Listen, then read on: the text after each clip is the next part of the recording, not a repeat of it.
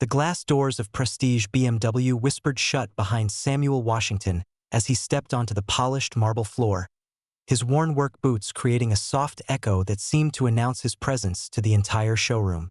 At 68, his hands bore the permanent stains of motor oil and the calluses of 4 decades spent coaxing life from broken engines. His faded denim jacket, though clean, carried the honest wear of a man who had earned every dollar through sweat and skill. The showroom stretched before him like a cathedral of chrome and leather, each vehicle positioned under spotlights that made their paint gleam like liquid metal. Samuel's weathered face remained impassive as he took in the scene, but his mechanics I immediately began cataloging the engineering marvels before him. These weren't just cars, they were symphonies of German precision, each component designed to work in perfect harmony. Maya's graduating summa cum laude, he whispered to himself, remembering his granddaughter's proud voice over the phone. She deserves something special. 2 young salespeople in crisp suits noticed his entrance, their conversation halting mid-sentence. Samuel caught their sideways glances, the way their eyes traveled from his scuffed boots to his graying beard, making calculations that had nothing to do with his bank account and everything to do with assumptions carved from prejudice. "Can I help you find something?" The question came from a blonde woman whose smile never reached her eyes. Her tone carried the practiced politeness of someone hoping for a quick dismissal. "Just looking around," Samuel replied, his voice carrying the quiet dignity of a man who had weathered far worse storms than skeptical car salespeople. She nodded curtly and retreated to her colleagues, their whispered conversation resuming with renewed intensity. Samuel heard fragments. Probably lost, security, waste of time. Each word a familiar sting that he had learned to absorb without flinching. Moving deeper into the showroom, Samuel approached a midnight blue 3 Series, its hood slightly raised for display. His trained fingers traced the engine bay's edges, decades of experience allowing him to appreciate the sophisticated engineering hidden beneath the pristine surface. This was his language, spoken fluently in compression ratios and torque specifications, a dialect these young salespeople would never understand. The irony wasn't lost on him. He had probably repaired more BMWs than anyone in this building had ever sold. The roar of a modified exhaust system shattered the showroom's hushed atmosphere as a gleaming silver Porsche 911 Turbo pulled into the parking lot with deliberate aggression. Samuel glanced up from the BMW's engine bay, his experienced ear immediately recognizing the sound of money announcing itself. The car's driver revved the engine twice more before shutting it off, a performance designed to command attention. John Hartwell emerged from the Porsche like a man stepping onto his personal stage. At 45, his tailored Italian suit probably cost more than most people's monthly salary, and his platinum Rolex caught the showroom lights as he adjusted his silk tie. His presence filled the space with an energy that demanded acknowledgement, the kind of confidence that came not from achievement, but from never having been told no. Mr. Hartwell, the sales manager, a thin man named Peterson, practically sprinted across the marble floor, his face lighting up with the desperate enthusiasm reserved for 7-figure clients. "What brings you back so soon?" John's laugh was sharp and theatrical. "Peterson, my friend, I'm thinking about adding another toy to the collection." His eyes swept the showroom with the casual ownership of someone accustomed to having the world cater to his whims. Then his gaze landed on Samuel, still examining the BMW with quiet concentration. "Interesting clientele you're attracting these days," John said, his voice carrying just loud enough for Samuel to hear. He gestured dismissively in Samuel's direction. "I thought this was supposed to be a premium establishment." Peterson's smile faltered slightly as he followed John's gaze. "Oh, well, we welcome everyone to browse, of course." "Browse?" John's eyebrows shot up in mock surprise. "Come on, Peterson. We both know certain types just like to touch things they'll never own. It's like window shopping, but with delusions." His laugh was cruel, designed to cut. "Maybe he's here about that janitor position you mentioned last week?" Samuel's jaw tightened imperceptibly, his fingers stilling on the BMW's frame. 40 years of similar encounters had taught him to recognize the particular brand of cruelty that came wrapped in expensive suits and coded language. The familiar burn of humiliation mixed with rage began building in his chest. Peterson shifted uncomfortably, caught between his desire to please his wealthy client and the growing awareness that other customers were beginning to notice the conversation. "Perhaps we should look at the new M8 competition?" he suggested weakly. But John was just getting started, his predatory instincts fully engaged now that he had an audience. John's voice rose with theatrical cruelty, ensuring every person in the showroom could hear his next words. "Peterson, I think your security is slipping. This gentleman is obviously here about that maintenance position, mopping floors, emptying trash cans." His laugh echoed off the glass walls like breaking crystal. "Though I suppose he could detail cars if he's lucky." The showroom's ambient conversations died as other customers turned to witness the spectacle. A young couple examining an X5 exchanged uncomfortable glances, while an elderly woman near the service counter visibly cringed at John's words. Samuel straightened slowly, his weathered hands leaving the BMW's frame as he turned to face his tormentor. "Actually," he said, his voice carrying the quiet strength of a man who had nothing left to prove, "I'm shopping for a car, a graduation gift for my granddaughter." John's face contorted with exaggerated surprise before erupting into cruel laughter that seemed to bounce off every surface. "Shopping? Here." He slapped his knee dramatically. "Oh, that's rich. Peterson, did you hear that? Grandpa here thinks he can afford a BMW." The sales staff shifted nervously, their discomfort palpable as John's performance grew more vicious. Other customers began moving away, some heading toward the exit, unwilling to witness the humiliation unfolding before them. "You know what, old man?" John's eyes gleamed with malicious inspiration as he gestured toward the parking lot. "I've got a proposition for you. See that black BMW M5 out there? The one that's been giving me trouble." He pointed through the glass doors to where a sleek sedan sat motionless. 3 certified BMW technicians couldn't get it started this morning. Cost me $200 in diagnostic fees for nothing. Samuel's eyes followed John's gesture, his mechanic's instincts automatically assessing the vehicle's stance and position. "Here's the deal," John announced, his voice carrying to every corner of the now silent showroom. "If you can start my car, which 3 professionals couldn't fix, it's yours, free and clear. But when you fail, and you will fail, you walk out of here and never come back. Deal?" The challenge hung in the air like a blade. Samuel felt the weight of every racist encounter he'd endured over 4 decades. Every dismissive glance, every assumption about his capabilities, every time his expertise had been questioned because of the color of his skin. His hands trembled slightly, not from fear, but from the effort of containing 40 years of suppressed rage.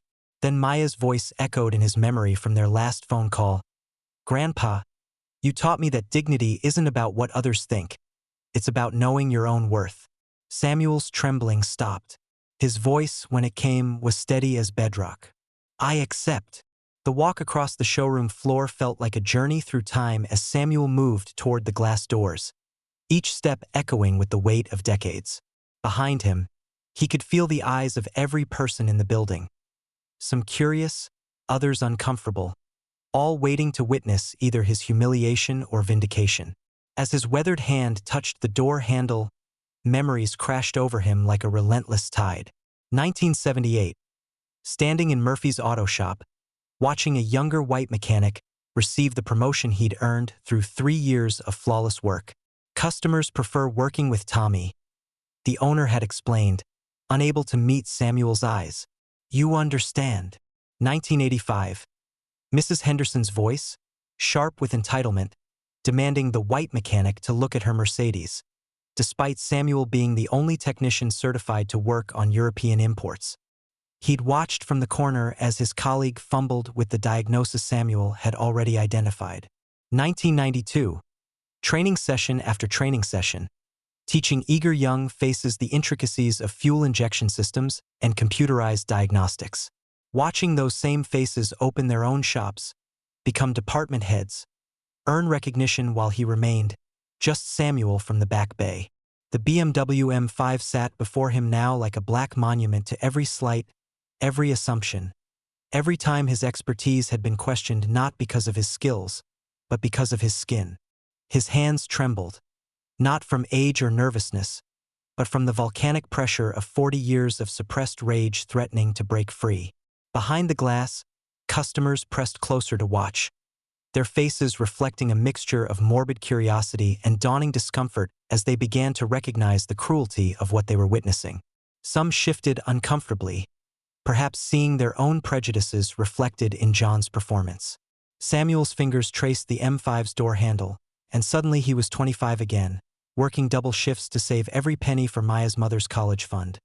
Knowing that his expertise would never be rewarded the way it should be, but determined that the next generation would have better opportunities. The weight of systemic racism pressed down on his shoulders like a physical force as he prepared, once again, to prove himself to people who had already decided his worth based on nothing more than the color of his skin. Samuel's weathered fingers found the hood release with practiced ease, and the M5's engine bay opened like a book written in his native language. The crowd from inside the showroom had spilled onto the lot, forming a semicircle of expectant faces. John stood closest, arms crossed, his smirk radiating confidence in the inevitable failure he was about to witness. But Samuel's eyes were already reading the mechanical story before him. 40 years of experience compressed into a single, sweeping glance that took in every component, every connection, every subtle sign that others had missed. His hands moved with surgical precision, checking connections, testing circuits, his movements as fluid as a conductor directing a symphony. "Interesting," he murmured, his voice carrying clearly in the hushed air. "3 technicians, you said?" His fingers traced a path along the wiring harness near the engine's left side. They probably ran the standard diagnostics, checked the battery, tested the starter, scanned for computer codes. John's smirk faltered slightly as Samuel's technical language cut through the tension with unexpected authority.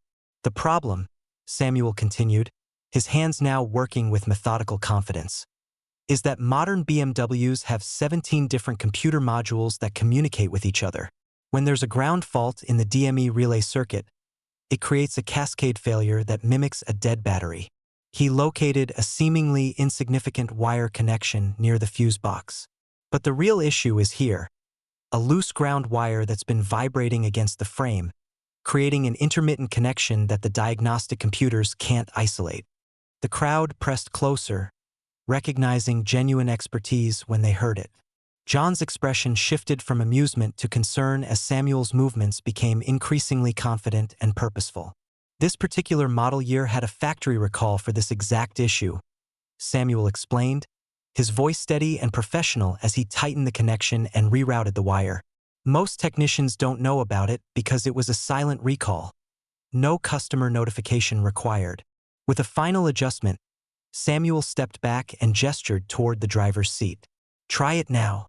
The engine roared to life with perfect precision, its powerful purr filling the parking lot like a mechanical ovation. The crowd erupted in surprised murmurs, and Samuel allowed himself the smallest of satisfied smiles. The M5's engine settled into a perfect idle as John stood frozen, his mouth opening and closing like a fish gasping for air. The confident smirk had vanished completely, replaced by the dawning horror of a man realizing he had just publicly humiliated himself in the most spectacular fashion possible. Samuel wiped his hands on a handkerchief with the same methodical precision he'd used to diagnose the car. 40 years, he said quietly, his voice carrying across the silent parking lot. 40 years specializing in European luxury vehicles. BMW, Mercedes, Audi, Porsche. I've trained dozens of mechanics, hold ASE master certifications, and completed factory training programs that most dealership technicians have never even heard of. A distinguished man in his 60s stepped forward from the crowd, his eyes widening with recognition. "Wait a minute, Samuel Washington? You're the Samuel Washington." He turned to address the gathering crowd. "This man is a legend in automotive circles. He's the one who figured out the intermittent electrical fault in the 2015 minutes and 3 seconds that had BMW engineers stumped for months." Peterson, the sales manager, went pale as the pieces clicked into place. "Oh my God," he whispered, loud enough for everyone to hear. "You're the Samuel Washington who trained half our service department. Your reputation. We've heard stories about you for years." The crowd began murmuring with growing excitement as more people recognized the name. A woman near the back called out, "You saved my husband's 1987 911. 3 shops said it was hopeless, but you brought it back to life." Another voice joined in, "My classic BMW 2002. You're the one who found that impossible-to-locate vacuum leak." John's face cycled through shades of red as the magnitude of his mistake became clear. He had just publicly mocked and challenged one of the most respected automotive experts in the region, and now stood holding the keys to a car he was legally obligated to hand over. I didn't know," John stammered, his earlier arrogance crumbling into desperate backpedaling. "If I had realized who you were." Samuel's expression remained serene, untouched by either triumph or bitterness. "That's exactly the problem," he said, his voice carrying the weight of profound truth. "You didn't know, but you assumed. How many brilliant minds do you think walk past you every day? Teachers, engineers, artists, inventors. People whose worth you dismiss because they don't fit your narrow image of success." The parking lot fell silent as Samuel's words settled over the crowd like a gentle but devastating rain. He looked directly at John, his eyes holding no malice, only the patient wisdom of a man who had spent decades watching society overlook excellence hidden in unexpected packages. "This isn't about me proving anything to you," Samuel continued. "It's about recognizing that genius doesn't always wear expensive suits." The weight of dozens of witnesses pressed down on John like a physical force as the reality of his situation crystallized.